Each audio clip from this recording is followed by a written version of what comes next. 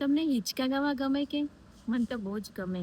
નાનપણમાં જ્યારે આપણે હિંચકા ગાતા હતા ત્યારે કેવી મજા કરતા હતા ને.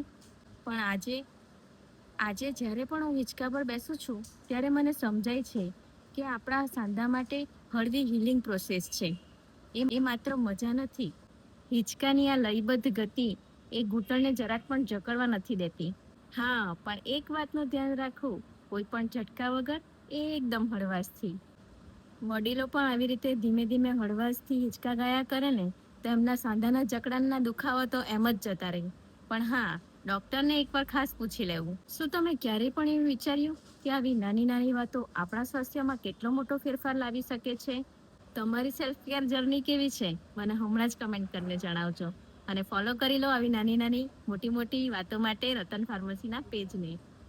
કારણ કે પહેલા જાણકારી પછી જ દવા, આ છે રતન ફાર્મસીની રીત.